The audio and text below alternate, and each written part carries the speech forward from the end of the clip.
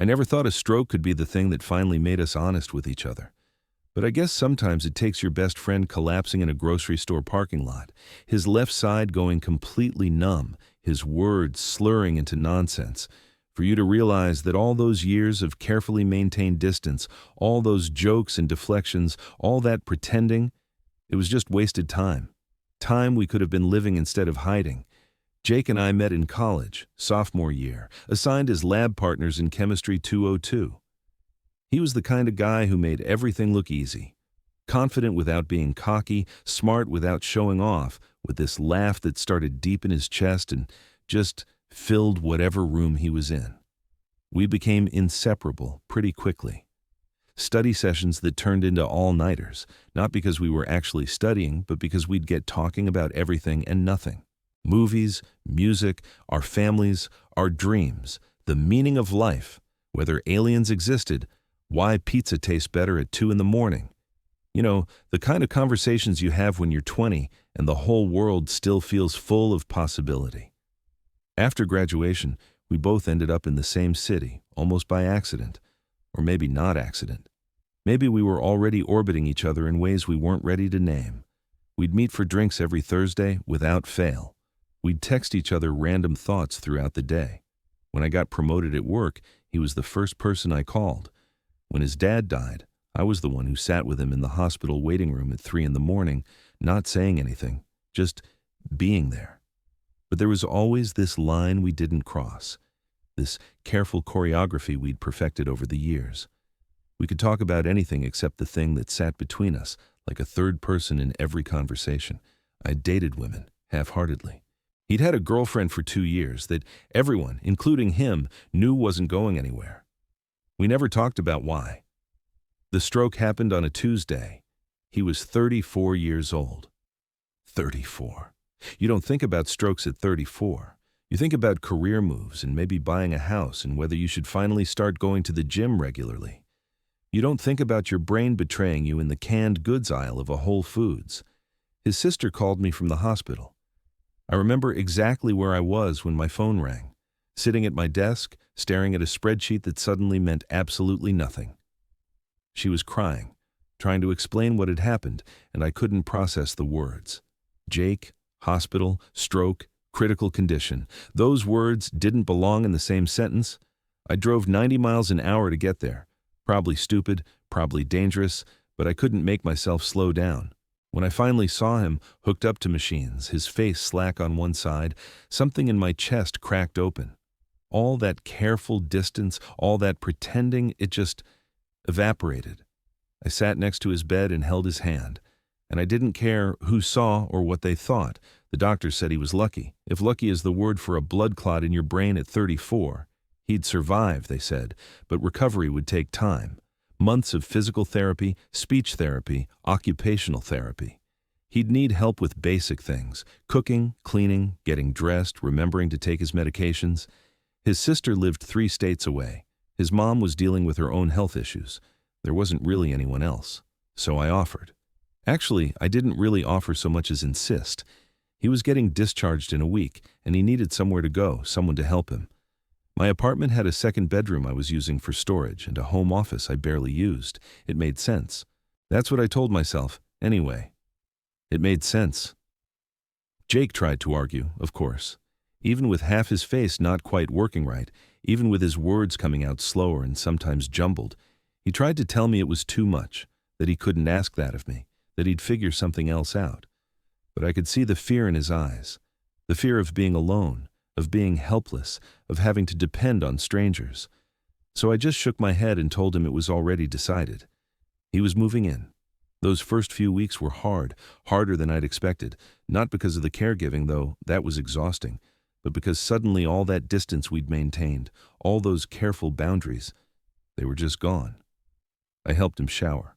I reminded him to take his pills. I made his meals and cut his food when his left hand wouldn't cooperate.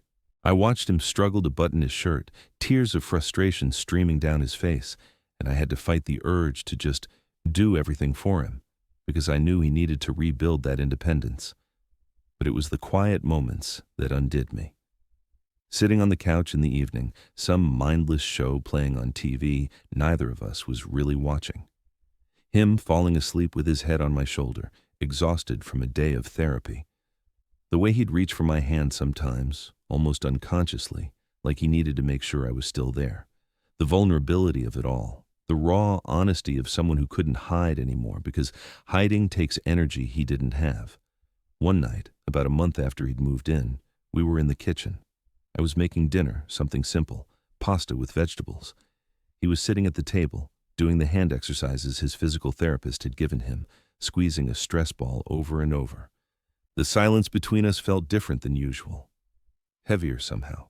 Then he said, without looking up from his exercises, his words still a little slurred but getting clearer every day, "I was going to tell you. Before this happened."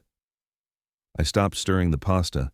My heart started doing this weird stuttering thing in my chest. "Tell me what?" He finally looked at me then, and there was something in his eyes I'd never let myself see before. Or maybe I'd seen it all along and just pretended I hadn't. That I couldn't do it anymore. The pretending.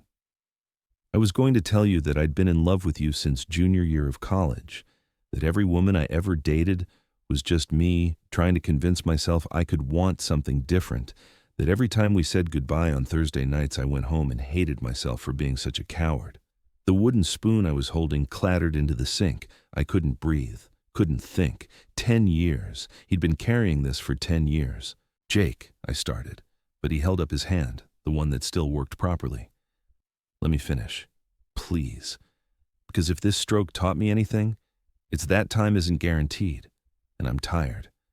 I'm so tired of hiding.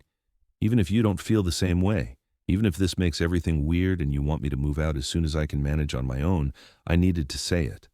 I needed you to know that you weren't alone in whatever you were feeling all these years." Whatever I was feeling. As if he knew. As if he'd seen through every girlfriend I'd brought around, every time I'd changed the subject when conversation got too personal, every carefully maintained inch of space I'd kept between us.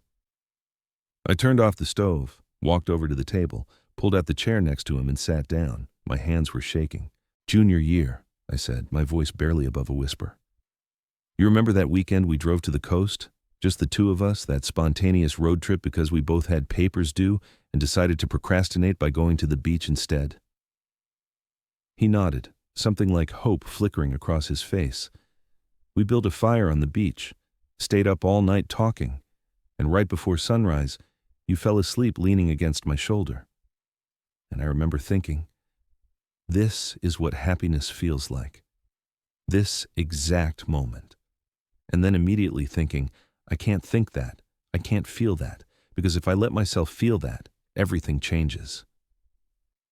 "Everything was already changed," Jake said softly. "We were just too scared to admit it." He was right. Of course he was right. All those years, all that time, we'd been doing this elaborate dance around the truth. And for what? Fear of rejection, fear of losing the friendship, fear of what other people would think.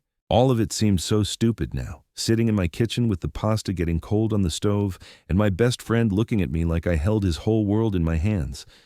I reached out and took his hand, the one he'd been exercising, the one that was slowly regaining its strength.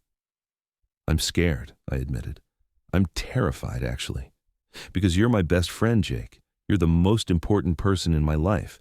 And if we do this, if we finally stop pretending and it doesn't work out—" "Then it doesn't work out," he interrupted. "But at least we'll know. At least we'll have tried. I almost died, man, or it felt like dying anyway. And all I could think, lying on that parking lot pavement, was that I'd wasted so much time. That I'd spent years loving you from a distance when I could have just been loving you." Something broke open inside me then. All those walls I'd built, all those defenses, they just crumbled. I was crying, which I hadn't expected. Just tears streaming down my face like they'd been waiting years for permission. "I love you," I said, and it was the easiest and hardest thing I'd ever said. "I've loved you for so long, I don't even remember what it feels like not to love you." Jake was crying too, both of us just sitting there in my kitchen having the conversation we should have had a decade ago. He stood up, a little unsteady still, and I stood too. And then he kissed me, or I kissed him, or we kissed each other, and it was clumsy and perfect and tasted like salt from our tears. That was 4 months ago. Jake's still living here, but now it's not about recovery, it's just about us. He's back at work part-time, still doing physical therapy twice a week, but he's gotten most of his mobility back. The speech issues are almost completely gone. He's going to be okay, we're going to be okay. Last Thursday we were back on the couch, same spot where we'd spent so many evenings in that careful friend zone. But now his head was on my chest, my arm around his shoulders, and there was nothing careful about it. Just comfortable. Just right. "You know what's weird?" he said. "What?" "I'm grateful for the stroke." I pulled back to look at him. "Jake, that's crazy." "No, hear me out. I'm not grateful I had a stroke. I wouldn't wish that on anyone.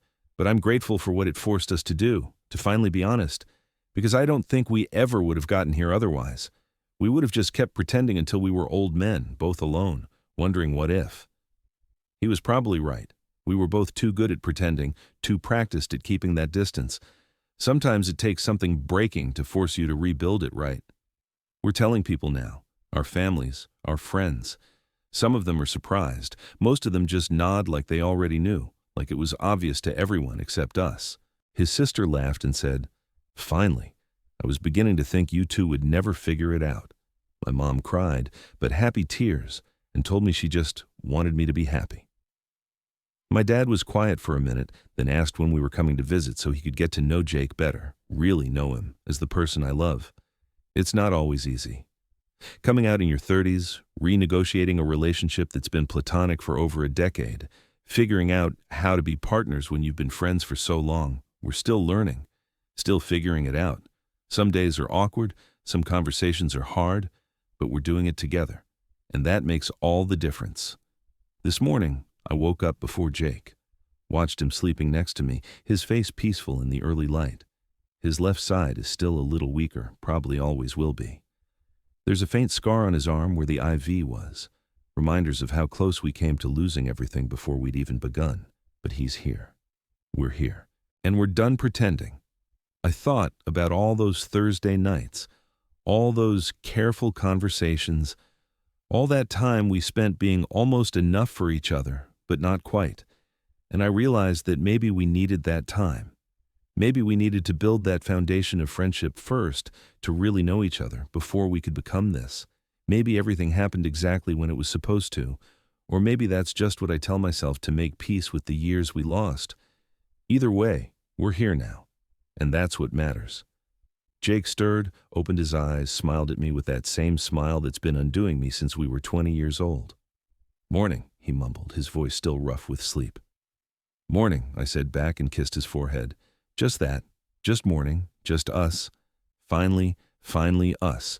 And it turns out that's everything I'd been looking for all along. Total char count, 13,234.